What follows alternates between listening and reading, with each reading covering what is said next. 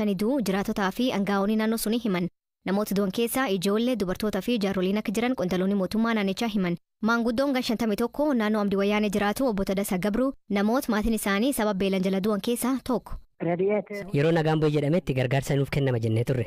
Nagaan bu'ee garuu wanta arganne hin jiru. Tasa gargaarsa nuuf dhufe hin jiru. Bosoro himatannaan jiru. Jiraattuun biraa Letesilaasee Haagoo abbaan warri isaanii onkololeessa 24 akka lakkoofsa Itoophiyaatti sababa beelan du'uu dubbatti. Xa'uun Walda Gabriel jedhamu. Yeroo diinni naannoo keenya to'atetti waan nyaatamu tokkollee waan hin qabneef mana keenya gadhiisnee deemnee turre. Diinni baheeraa kan jedhu yoo dhageenyetti immoo gara mana keenyatti deebine. Sana boodas marfamnee waan turreef wanti nyaatamus ta'ee wanti dhugamu hunduu hin turre. Adde Letesilaaseen midhaan facaasanillee sababa hanqina xaa'uun akka badee fi ka'aaf ammoo cabbiin akka bade himan. Bulchaan gooxii Amdi Wayyaanee obbo Ashabbir Takka jiraatonni naannoo isaanii yeroo dheeraaf rakkinaan dararamaa turan him. Waggaa 3 keessatti si'a 8 qofaa gargaarsa akka isaan dhaqqabu ibsuun gargaarsitti fuufisaan dhaqqabuu dhabuun rakkoon uummata hiikamuun akka hin dandeenye ibsa. Uummatichi keessaa namni jaduuf akka saaxilamu hima. Itti gaafatamaan aanichaa obbo Birhaanuu Mahaarii gama isaaniin jifuul banaatti jalqabee agammaatti namoonni 25 du'uu BBC'tti himan. Komishinii soda balaa fi qophii duraa BBC'n qunnamuuf yaalii garaagaraa godhuus milkaa'uu hin dandeenye. Dhaabbanni gargaarsaa USAID deeggarsi uummataaf naannichaatti ergame hatamee gabayaatti gurguramaa jiraachuu birgaa'uun yeroof naannichaatti deeggarsi gochuu dhabuu beeksisuun isaanii yaadatama. Magaalaa Laancitiitti haleellaa hidhattoonni waraana bilisummaa Oromoo bananiin lubbuu namoota nagaa lam darbuu poolisiin hima. Har'ammoo godina Horroo Guduruu Wallaggaatti waraanni guddaan qaama kan jidduu gaggeeffamaa jiraachuu jiraatota irraa odeeffannee jira. Dhimma kana irratti waa'ee Zalaalem Taadessaa haasofsiisee ture. Tole asilee har'a ganamarraa jalqabee jiraatotni nageenya isaaniitiif jecha maqaan isaanii akka eeramu hin barbaanne akka nutti himanitti waraanni humna mootummaa fi akkasumas hidhattoota waraana bilisummaa Oromoo gidduutti godina Horroo Guduruu Wallaggaa magaalaa Kombolchaa fi Dadoo iddoo jedhamutti gaggeeffamaa akka ture xiyyaafadhee jira. Nama hagamtu ajjeefame kan jedhu hagammaatti hin baramne gama kamiitiin jechuudha. Mootummaanis dhimma kanarratti waan dubbate hin jiru. Argachuuf illee yaalee jira. Namni bilbilanaaf deebisee hin jiru jechuudha. Akkasuma achuma dhiyootti kan argamtu magaalaa Kombolchaa keessas hidhattoonni galanii akka turan barii sa'aatii wal fakkaataara haleellaan kun akka turedha kan hin dhagaye jechuudha. Kan isaan irratti xiyyeeffatan naannoo buufata humna waraana mootummaa irratti akka ta'e wantoota akka hin dhagaye jira jechuudha. Dabalataan iddoon baankotni garaagaraas saamamoo kan oolle gama mootummaatiin mirkaneessuudha baannus dhaabbileewwan kunneen akka leelamaniiran darbee jechuudha dhaga'een jira. Gama biraatiin waraanni bilisummaa Oromoo ibsa baasee ture Oromiyaa kutaalee adda addaa keessatti gidduu kana haleellaan akka ture jechuudha. Gama mootummaatiin dhimma kanarratti wanti jedhame hin jiru. Dabalataan immoo walanceetii Shawaa Bahaa keessattis akkasuma dhukaasa wal fakkaataatu gidduu kana gaggeeffamaa jira.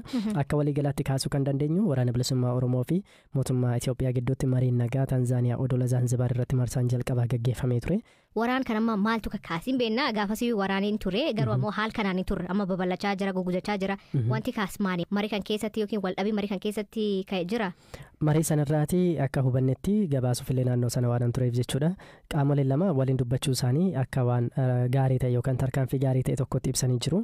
Wantoonni irratti waltaan hedduun ni jira. Kan irratti waliin taane gama siyaasaatiin akka jirus hubannee jira jechuudha. Garuu osoo mariin gaggeeffamaa jiru iyyuu keessumaa gara lixaafaa kana waraanni yeroo wal fakkaataatti gaggeeffamaa tureera. Tarii dhimmi kun mootummaanis nagaa barbaada waraanni bilisummaa Oromoos nagaa barbaadna jedhanii mariif wal beellaman hin jiru. Marsaa lammaffaallee inni gaggeeffama jedhameeti eegamaa jira. Sa'aatii kanarratti waraanni jabaachuunsaa gama lamaaniitiin maaliif akka ta'e ammatti ifa miti. Waraanni bilisummaa Oromoo ibsa baasee irratti ofirraa ittisaa jirra mootummaan waraana nurratti banee jira kan jedhudha kan ibsanii jiranii. Tarii gama mariitiin yoo ilaalle mootummaanis humna marii sana cimsachuu yookaan bargaining power isa dabaluutiif jecha waraana dabalataa kana banuu ni mala ta'a. Haga ammaatti waan hubachuu dandeenye hin jiru jechuudha. Opereeshinii addatti gaggeessan gama mootummaatiin ibsaman.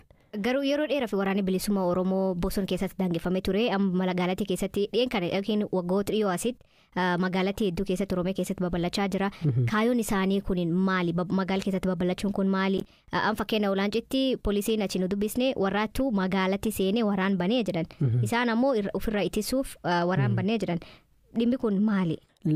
Waggoota darban kana keessa kan walumaanuu beeknu qaamni lamaan wal himataadha kan isaan turan dhugaan eessa jirti kan jedhu waan lafarratti ta'e san namoota arganiif beekan qofatu beeka jechuudha. Sababni isaa mootummaan hidhattoonni haleellaa bananii lubbuun namaas akka darbe hima isaan immoo ofirraa ittisaa jirra mootummaatu waraana nurratti banee jira. Dhimmi kun wal himachuudha. Kanas ta'e sana garuu rakkoon nageenya kutaalee Oromiyaa hedduu keessatti ammallee akkuma jirutti jira jechuudha. Namoonni bahanii galuudhaaf akkasumas oomishachuuf hojjetanii jiraachuudhaatiif illee yaaddoo nageenyaa gama hundaatiin yoo akka qaban jiraattota irraa xiyyaafachuu dandeenyerra.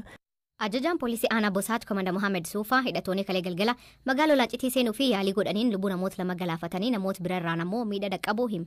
Naannoo Oromiyaa keessa abaaboo shanii kan jedhamu shiftaanii bal'inaan socho'aa. Keessaayyuu aanaa Boosatti keessa kaleessa akka carraa shiftaa sun baay'atee magaalaa Olistee seenuudhaaf yaalii godhee qaamni nageenyaa jiru hundi qindaa'ee ofirraa deebise. Isaan keessaa nama jaajjeesne nama gara 4 kan ta'u harkaan qabne baasa isaanii fageenya irraa dhukaasanii siviilii keessa namni miidhamee jira. Namni haga 2 du'eera siviilii keessa namni haga 2 madaa'ee jira. Haalli jiru amma maal fakkaata? Agabbiidha uummata kana gaafa. Shiftaa qunnamee kutamee duubatti deebi'ee bosona keessa duraa socho'aa. Sa'aatii hagamii ture rakkoon suni magaalaa keessa? Magaalaa keessa daqiiqaa 30 caalaan turre magaalaa keessa seenuudhaaf yaalanii seenne hidhama sababa adda addaatiin hidhame.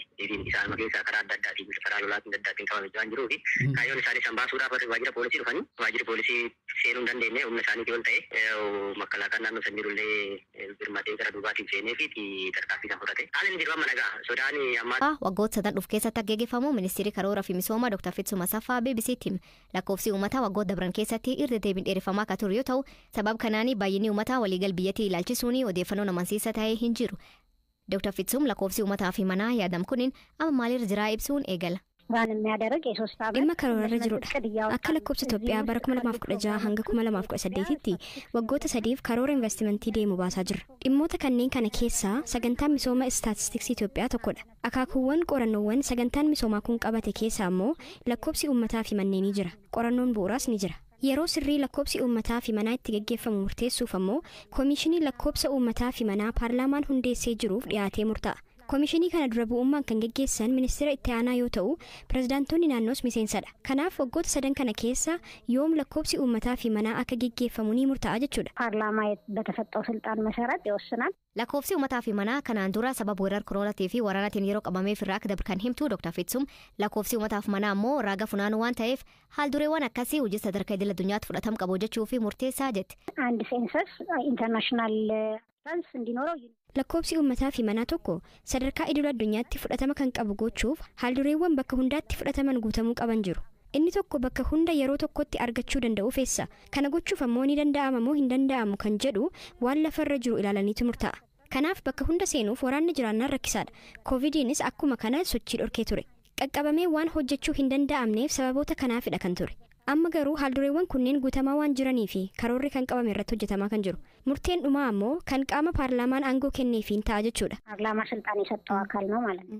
lakkoofsi uummataa fi manaa hin gaggeeffamin ture dhiibba qabaa jechuu fi gaaffii BBC'n dhiyeesseef akkas jechuun deebise sangaan kun.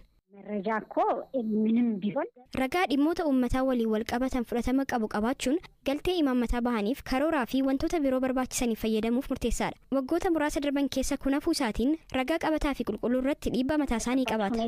ፕሮጀክት አድርገን መጠቀም እንችላለን። Akka raagaan istaatistiikii jiddu galeessa Itoophiyaa argisiisutti biyyattiitti lakkoofsi uummataa fi manaa yeroo jalqabaa fi akka lakkoofsi Itoophiyaa bara 1976 gaggeeffama. Kan lammaffaa ammoo akka lakkoofsi Itoophiyaa bara 1987 kan sadaffaa akka lakkoofsi Itoophiyaa bara 1999 akkuma lamaatti ture.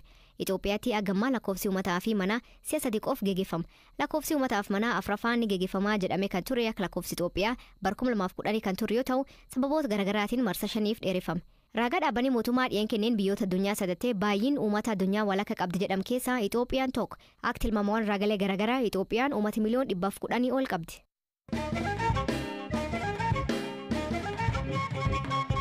Addee bilis baasaa Tigraay TPLF gaafiin qaamni seer-qabeessummaa fi qabeenyi isaa waraanaan dur ture akka deebi'uu fi boodii filannootti dhiyeessee kuufuun isaa waliigaltee Piriitooriyaan alaa jechuun ibsa baase morma. Waraan Tigraayitti mudatu hordofee TPLF paarlamaanii gara shororkeessaa jedhamee farajamuu fi boodii filannootiin haqamuun isaa ni yaadatama. Erga Afrikaa kibbaatti waliigaltee mootummaa fi TPLF gidduu taasifameen booda shororkeessummaan TPLF hirkaa'amee ture kaafame bulchiinsi haaraan hundeeffama. Sababa boodiin filannoo kennee fi mormii TPLF irraa hiika fiixa isaa kan qopheesse. Boordiin filannoo biyyaalessaa seera qabeessummaa TPLF deebisuudhaaf labsiin isa deeggaru waan hin jirreef gaaffiin dhiyaate kan seeraan deeggarame ta'ee waan hin argamneef akka hin fudhanne eereera. Paartichi seera qabeessummaa argatee socho'uu kan danda'u irra deebiin gaaffii galmaa'u yoo dhiyeesse fi boordichi seera bu'uureffachuun hayyama yoo kenneef ta'uu beeksiseera. Haa ta'u malee TPLF murteen boordichaan kenname kan fudhatama hin qabnee fi kan waliigaltee Piriitooriyaa faallessuu fi seera bu'uuraa kan hin godhannedha jechuun hojiirra oolmaa waliigaltee nagaa cimaa deemaa jiru abbaa dhabsiisa jechuun ibsa kaleessa baasee mormeera. Bulchiinsi yeroo naannoo Tigraay boordiin filannoo abdii nagaa Itoophiyaatti mul'atu deeggaruu irra waliigaltee nagaatiif kan abbaa ta'ee TPLF akka seera qabeessa hin taane gochuuf murteen dabarse seeranis ta'e siyaasaan fudhatama hin qabu jedheera. Paartichi dabaluunis waliigaltichi dhaabbilee ardittii fi idil-addunyaa adda addaa akkasumas paarlaamaadhaan mana maree ministeerotaan ministeera haqaa fi qaamolee kaaniin beekamtii fi deeggarsa kan argate ta'uu eeruun murteen boordichaa kan waliigaltee Piriitooriyaa faalleessuudha jechuun qeeqeera. Murteen boordichaa kunis waliigalticha kan balaarra buusu kan jedhe ibsi TPLF kun murtichas kan hin fudhannee fi qaamolee dhimmisaa ilaallatu waliin akka irratti mari'atu eereera. Murtee boordii filannoo irra deebiin xinxaaluun waliigaltee Piriitooriyaa fi murteewwan dhaabbilee federaalaa kan dabarsan ka'umsa godhachuun gaaffinsaa akka fudhatamuuf gaafateera TPLF. Mootummaan federaalaatis murteen boordii filannoo irra deebiin ilaalamuun gaaffilee seera qabeessummaa TPLF waliin wal qabatanii ka'an waliin kan jiran filannoowwan seeraa fi siyaasatti fayyadamuun paartichi gara eenyummaa waraanaan dura tureetti akka deebifamuuf gaaffii dhiyeesseera. Waraanni naannoo Tigraay eegalee baatiiwwan booda akka lakkoofsa Itoophiyaatti amajjii 10/2013 ture. Boordiin filannoo biyyaalessaa TPLF gochaa humnaan fincila kaasuu irratti hirmaachuu isaa mirkaneessuu ibsuun seera qabeessummaa isaa haquu kan beeksise. Bu'uura kanaan hooggantoonni paartichaa maqaa paartichaan socho'uu kan hin dandeenye murteen kan darbee fi dabalataan qabeenya socho'anii fi hin sochoone kan maqaa paartichaan galmaa'an paartichi yoo idaa qabaate akka kanfaluuf akka oolu murtaa'eera. Idaansaa kanfalamee qabeenyi irraafuu yoo jiraate barnoota lammummaa fi barnoota filattootaaf akka oolu boordichi murteessee ture.